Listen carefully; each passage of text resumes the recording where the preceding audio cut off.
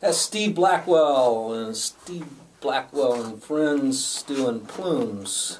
And it fits with this discussion today a little bit. Another further fitting with the discussion, I'm going to read you a little bit about Parks Reese, who's a sponsor of mine. You can find him www.parksreece.com, Parksreece. And I'm going to read to you out of his book that's published a few years ago called The Call of the Wild, The Art of Parks Reece. It's a great compilation. I highly recommend it. And there's some very good writers in this book that supplement the paintings of Parks and the prints. And one of them is Scott McMillian. Scott's been swallowing dust, slapping mosquitoes, and scraping off gumbo of Montana's prairies for more years than he should confess. He's a resident of Livingston, and he's written for newspapers and magazines around the country. He's the author of Mark of the Grizzly, which he recently expanded and updated in an entirely new edition. You can find one of his more recent articles in Big Sky Journal, Lifestyle in the Northern Rockies, where he talks about Adventure on the Silent Prairie. Montana's American Prairie Reserve is on the cutting edge of conservation and tourism. And it's a tale about being out on the prairie. This is where we antelope hunt. I've been on the ranch that Scott talks about in this article. And what he's really talking about is this group, Montana's American Prairie Reserve. They're putting together ranches, they're making conservation easements out there, trying to reintroduce buffalo. And I asked when we were out there visiting, well, what's the unit size, minimum size for a viable population of buffalo? And they figure about 1 million acres. And they're trying to put 3 million acres together of the prairie in order to reintroduce and to allow roaming buffalo. But he writes about parks, and this has to do with our fishing, because this tarpon tournament is catch and release. And a lot of trout fishing is done catch and release, and, fish torture for fun and profit. But it's more than that. It's by learning the ways of these creatures, you learn. You study them in detail and become aware of their needs, their habitats, their habits, and you get a better understanding of the critters when you focus on them for a particular purpose. It's like working out. If I just work out, it's sort of boring, but if I do the stretches and things that go with martial arts, then I feel like I'm accomplishing something. It's exercise for a purpose. It's studying nature for a purpose. Well, Scott writes in The Call of the Wild about Parks Reece, and this is an alien abduction kind of idea. As a matter of fact, that's the painting that goes with is this fish being caught, and as his head's coming out of the water and his hands reaching over to him, and what do you think that the fish is imagining kind of deal? Well, lost in the Missouri Breaks late one night, we saw a funny light in the distance, which quite naturally started a conversation about UFOs, which led to alien abduction, which of course led us to ponder fishing, specifically the catch and release variety. What, we wondered, would a fish tell his friends after being snatched from his world, weighed and prodded, measured and photographed by huge and powerful aliens, creatures that somehow existed in a place where there was nothing at all to breathe? Would they believe his story? But even if they didn't quite buy it, could they ever look at the sky in quite the same way again? Spending time with Parks is kind of like that. You'll probably find yourself wet or cold, sunburnt, dehydrated, frostbitten, or in some other way physically miserable. There's a good chance you'll suffer mosquito bites, poisonous cactus spines. You might get kicked by a deer, bitten by a dog, poked in the eye with something. You could burn your finger or smash it in a door. You might watch your boat float away without you. You're likely to have a flat tire and run out of gas, maybe both at the same time. You'll get hungry and hungover. You might suffer an incredible fright. When you get back to town, nobody will believe your story. If you got any sense, you won't even try to tell the whole thing. But you won't have been bored. Mostly that's because Parks refuses to be. Scott McMillian, listen out there in Montana. Hope you're listening. They're having a big birthday celebration for my son who turned 30 last week and his woman Jody who turned 30 today. And they're having a big party. I can't make it, but y'all are going to have a big time. Chad Gorman from Punta Gorda is out there visiting for that big event and occasion. Hello to Chad and Andrea. And my granddaughter Birdie listens to this show every Thursday morning in Montana and in Billings. And so, Birdie Lilu Bonanza Haymans. Hey, Birdie. Nice to have you listening, baby. We've got Hibiscus Festival is coming up, and that's the next weekend. It's the same time as this World's Richest Tarpon Tournament. You can probably fit in both of them. It'll be because it's a 2-day tournament, and the fishing goes on for a couple of days. So catch both of them. The Hibiscus Festival is Saturday the 19th and Sunday the 20th. There'll be exotic plants, hibiscus plants for sale. There's all kinds of crafts and other vendors. There's food. There's kids' space for rock climbing and other kinds of bounce house things. There's things for the kids to do. There's music, continuous music. 9 o'clock on Saturday morning until 10 o'clock on Saturday night, and then 10 on Sunday morning with gospel, and then going till 3 o'clock in the afternoon with some fine programs. The gospel on Sunday is Mayaca Bluegrass Band, and they do a great gospel set. And then Peg and Emery at 11. At noon is Cheeky Monkey. At 1 o'clock is Still Friends, and it closes out with Chris Collins, who's also opening it at 9 o'clock. She's the hammered dulcimer player. There's actually on 9 o'clock on Saturday, Chris starts, and then there's a 10 till noon where there's the Little Miss Hibiscus. And then there's a variety show of some great musicians that are coming together for you. And then in the afternoon, Deb Jameson. Then at 3, Up the Creek at 4, Mike Campbell, Big Mike from Alaska Mike at 5 o'clock. The Hibiscus Band's at 6, Mac Martin at 7, Beaches at 8, and Screaming and Crying at 9 o'clock. It's quite a lineup. Don't miss it. There's a secret garden tour. There's a free trolley that'll take you around to those places. And so become part of Punta Gorda's historical Hibiscus Festival. It goes to, the proceeds go to the Charlotte County Historical Society. And so please participate in that. I've got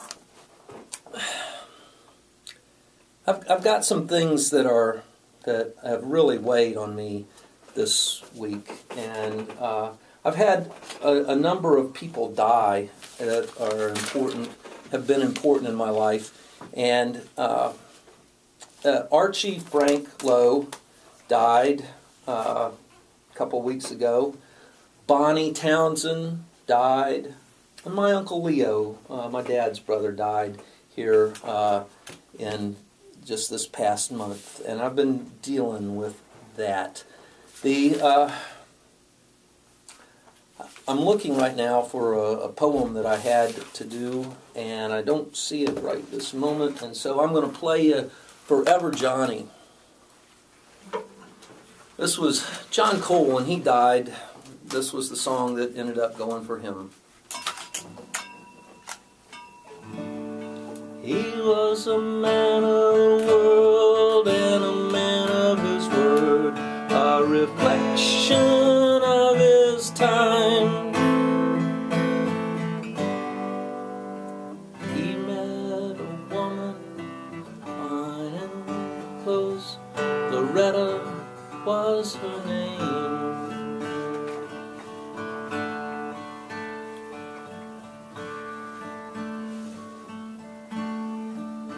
Johnny said, open your eyes, listen ears, there's beauty all around.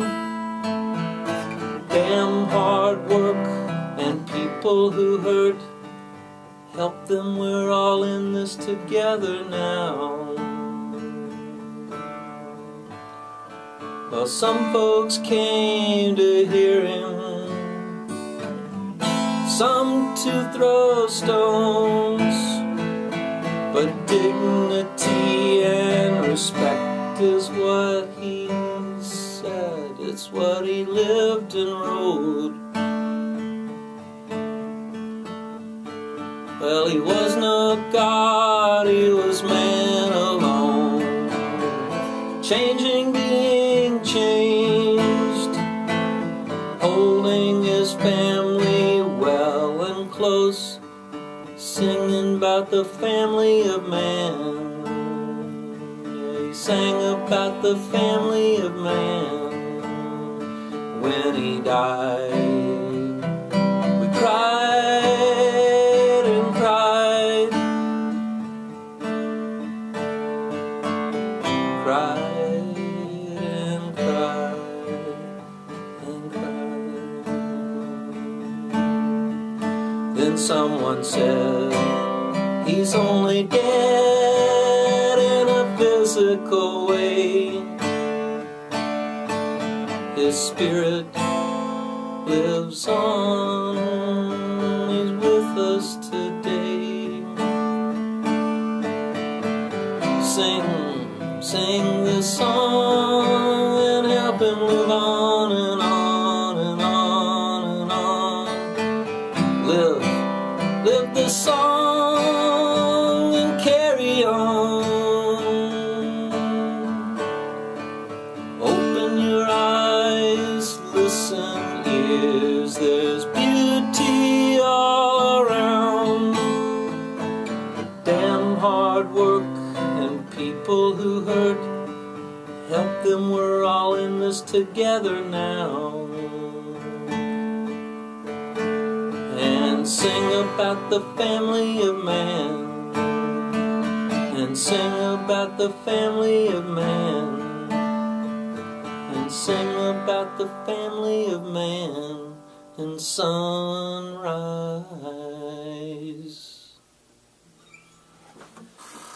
Oh,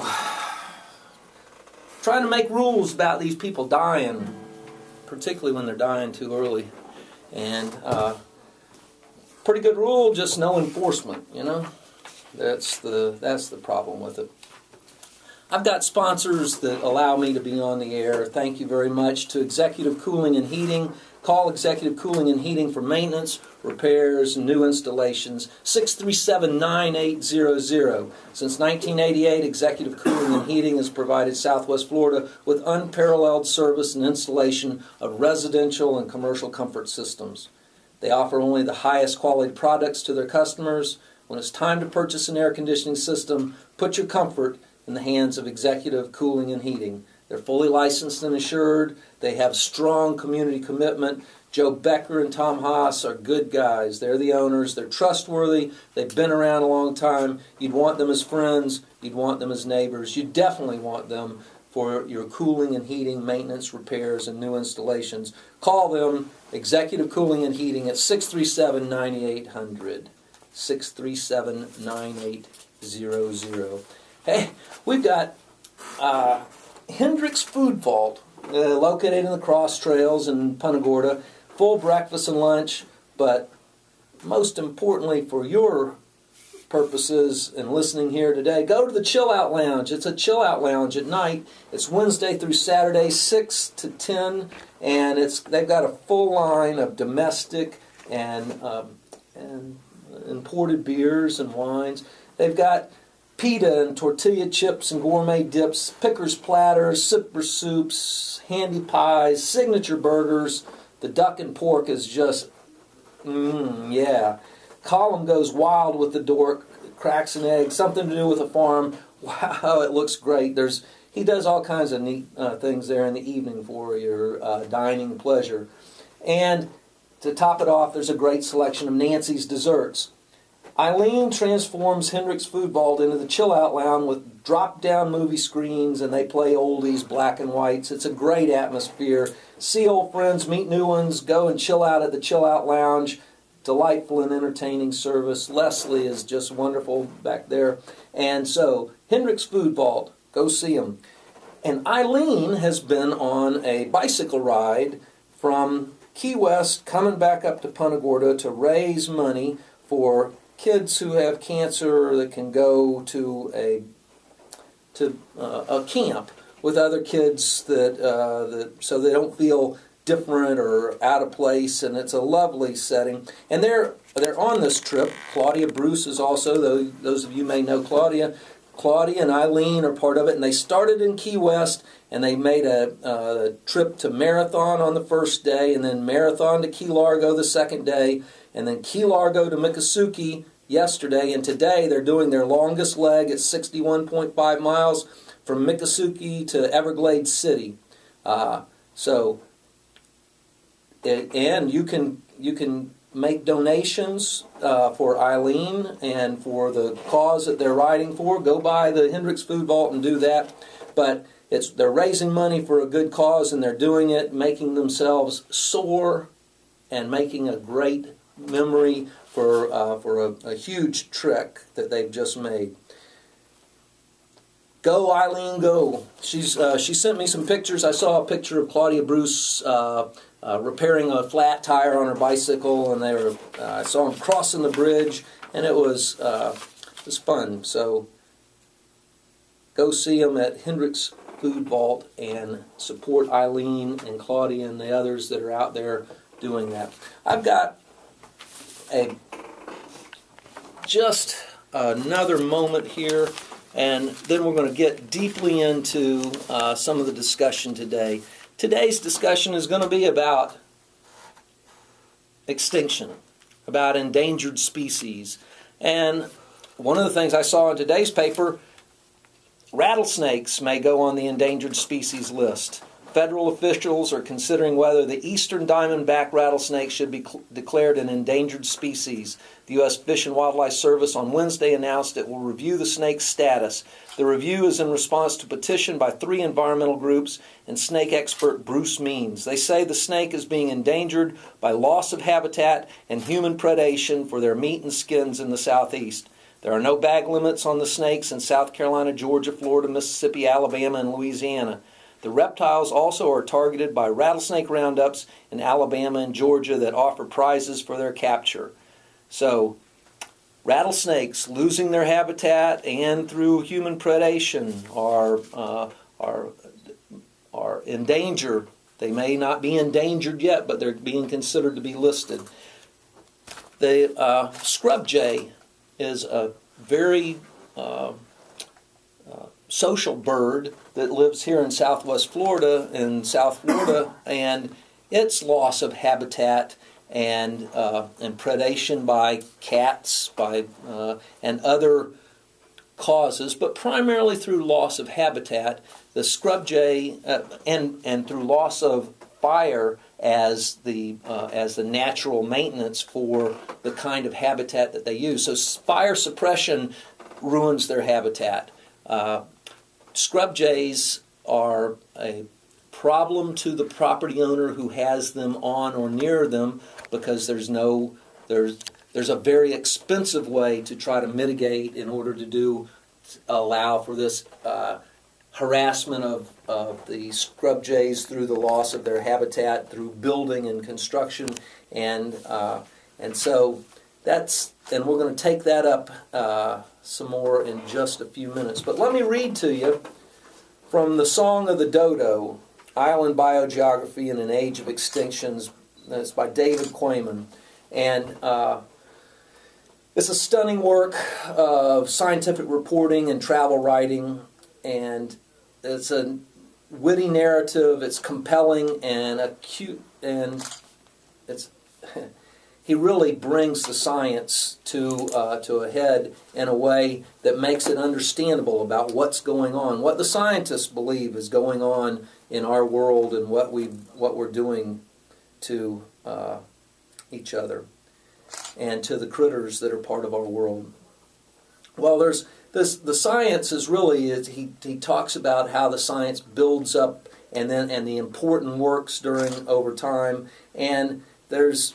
And he talks about a book that was that MacArthur and Wilson's model of island biogeography, it quit being a fringe. It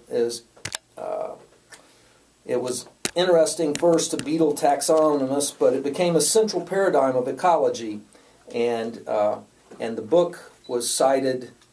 The theory of island biogeography was cited in 1979 153 times.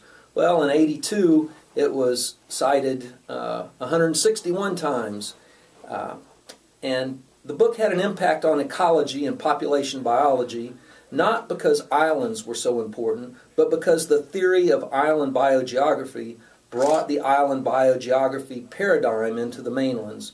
MacArthur and Wilson had made the point on their first page. They quoted Charles Darwin's early hunch that zoology of archipelagos will be well worth examination. They noted that patterns of species distribution on islands had played a major role from Darwin's time onward in the development of evolutionary theory. They added an important observation. Insularity is moreover a universal feature of biogeography.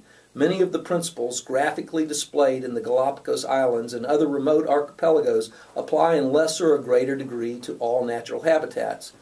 They meant that literal islands surrounded by water are only one sort of insular situation. Also to be considered are virtual islands surrounded by other kinds of barriers. So you've got the insular nature of streams, caves, gallery forests, tide pools, taiga as it breaks up in tundra, the tundra as it breaks up in taiga. That's what MacArthur and Wilson wrote. So you've got this notion that islands show the differentiation in species, and it's highlighted because they are isolated and insular, and you can see that differentiation happen. But island biogeography is no longer an offshore enterprise. It's come to the mainlands. It's everywhere. The problem of habitat fragmentation and of the animal and plant populations left marooned within the various fragments under circumstances that are untenable for the long term has begun showing up all over the land surface of the planet. The familiar questions recur. How large? How many? How long can they survive? Remember when I asked the fellow, the prairie conservation, how large was necessary for a buffalo, a bison species? 1 million acres is what you need of contiguous habitat that they can work in. And so, what is the size of other species? 25 acres is what they say a family of scrub jays needs in order to be viable in a family setting. Now that doesn't mean that they're a viable population if all you've got is 25, but each family needs 25 acres. What do we need, and what kind of connectivity do we need in order for the scrub jays to continue? What size habitat area do we need for rattlesnakes, eastern diamondbacks, to be able to continue? And so we recognize what we're doing as we as we develop human habitation, and human uses, and put the land to human uses, we're taking away the uses or drastically changing the uses that are available to the other critters. And so there's a voice that says, so what? Now, that's not my voice, and it's probably not yours, but it makes itself heard in the arenas of public opinion. Careless and smug and fortified by just a little knowledge, which is always a dangerous thing. So what if a bunch of species go extinct, it says. Extinction is a natural process. Darwin himself said so, didn't he? Extinction is the complement of evolution, making room for new species to evolve. There have always been extinctions, so why worry about these extinctions currently being caused by humanity? Well, biologists and paleontologists speak of background levels of extinctions throughout the history of life. And I've gone over this a little bit more in past shows, that the background of extinction and replacement as the niches become vacuumed and filled, that background level is a sustainable level, but there's something that's happened, humans, that has changed that, has made it so that we are now multiple times the background level, hundreds of times over the background level, and we are in a time of extinctions that is one of the 6 major periods of extinctions in the history of the world. And this time it's us. We're the Death Star that is blacking out the rest of the species. Will the Earth recover from it? Maybe. Will we survive that recovery? Maybe, maybe not. So we have an opportunity, and some believe a responsibility, to control our behavior so that we don't mess our nest. And that's what the Endangered Species Act attempts to put into policy and protective measures and control the behavior of humans. What happens to us, unfortunately, is that the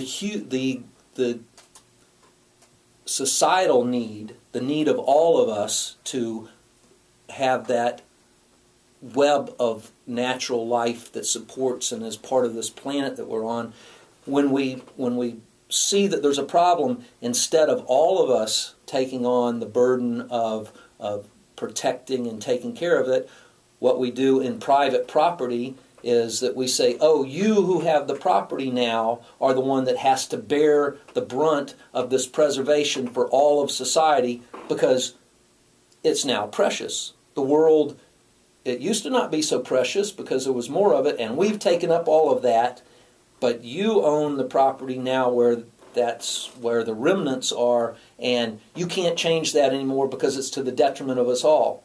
Well, if it's to the detriment of us all, then it ought to be all of us paying for it. But what happens is that the person who happens to own the property now, today, gets stuck. That's whose ox gets gored, is the individual property owner. There's horrible circumstances here in Punta Gorda, Charlotte County, where people have checked into where's the habitat, where the Wildlife Service say the habitat is, and they choose where that isn't, and then within a month or two, somebody sees a scrub jay near the property, and all of a sudden there's a resource control mechanism that gets put on top of an 850-foot radius of people, of properties. And that's happening in subdivisions that are already started to be developed. As a matter of fact, there's a bad situation where county staff went out and saw a bird fly over, and the service now has that as an occupation as opposed to an incidental sighting. There's no habitat around there for the bird, but because of the one sighting that a low-level bureaucrat made without even documenting and without even having the bird land, not knowing what direction it was going, can't remember what direction it came from. The closest resource habitat for the scrub jays is a mile away at least, and now there's a hold on these people's property. Well, maybe not. The county may let a building permit be issued, but if the service learns of it and sends a resource stop on it, then the county will stop, because there's a prohibition to counties, local governments, issuing permits that advance the destruction of the habitat. And so you got to prove that it's not the habitat. Well, how do you prove that? You do a survey. How many surveys? Do you go out one time? No. In the standard way, you've got to do it over a 2-year period and do it twice in the once in the spring, once in the fall, and then once in the spring and once in the fall for 2 years. Come back negative before you can say that there's not a bird on it, if they believe it's within a resource protection area for the critter. Horrible circumstance. The county's trying to deal with it and trying to get an area-wide, a county-wide habitat program in place.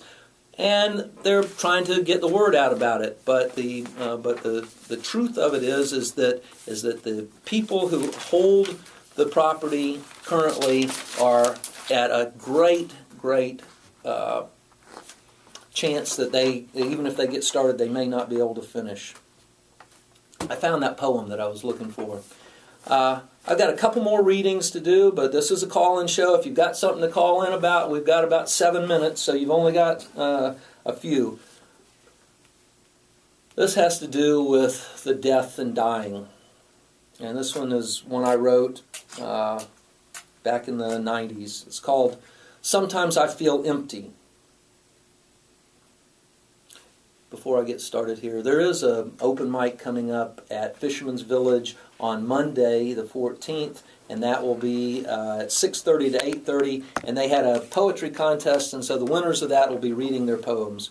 And so please go to that on this coming Monday at Fisherman's Village, 6:30. That's the Peace River Center for Writers puts that on. This is called Sometimes I Feel Empty. Sometimes I'm overwhelmed by empty motion, by suppressed emotion, like swimming in fathomless water, diving deep, deep to graying light, looking up and realizing the surface's towering height, only if meditated with all semi-subconscious might. Sometimes I'm overwhelmed by charged commotion, like lying in bed and can't lay still, legs a quiver and lids a flutter, the fan click counting a raw beat in the night, dreaming of yesterday in a sleepless, desperate fight. Often, and now and then sometimes, I'm struck emptily distant, overwhelmed by a buildup of malaise. It's little nagging things, like not having run recently, like hearing my voice say, "Sure, I can do that," when God knows all the promised projects growing in piles and swamps around the desk. Yet the truth, when said, like forgetting the words, a note or a chord with no cover and starting over, like being compelled to write the perfect line, freezing, stumped, dumbfounded, confounded, and hurt, like writing a heartfelt punch-your-face letter, but not sending it, and waiting, and waiting, and waiting for the anger to subside, like hearing of a friend's death, and not remember having said goodbye. Sometimes I feel empty. Lakeview Restaurants, located at 5605 McCall Road in the area of 776 and 771. We eat there on Tuesday nights during an open mic night that they have. They've got an extensive menu. They feature Greek food and American cuisine. On Tuesdays, it's all-you-can-eat fried clams. But go there any night of the week. It's Greek food, it's American food, it's Peter and Nancy who put this together for you, and it's good, folks. Go to the Lakeview Restaurant, located at 5605 McCall Road. Carolina Cajun is the sponsor. It's an expression of love. It's a blending of spices from around the world, a uniting of culinary delights from different cultures and countries.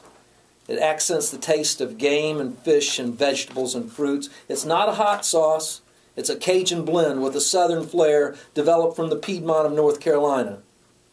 I used some on my steak last night. I put it on most things. It's a little bit of that love part that I like. Well, when you put it on a piece of chicken, here's the Colonel's guarantee. To get a better piece of chicken, you have to be a rooster. So, Carolina Cajun, 3 shakes, spices up everything, makes it taste great. We've got the Celtic Ray. Kevin Doyle's the owner, and he's a longtime local resident. Max, comedian, Kevin's hilarious. He mimicked me on my southern drawl the other night. Didn't make me laugh, but made him laugh. Located at the corner of Nesbitt and Marion. Tonight they've got Emily Thompson. She rocks the Ray. This weekend it's the Kings of Hell. That's Rockabilly. That's on Friday and Saturday. And then Emily Thompson back on Sunday. Don't miss them. The Ray's open till 2 every night serving food. Yes, every night till 2 a.m. Get the best fish and chips this side of the Atlantic. Every night serving food till 2 a.m. The Ray's now has full liquor bar. It's a neighborhood pub. Nightly entertainment. Go and see them. It's great. We're going to get out of here without any further reading. We got the Cree drumming, and here we go.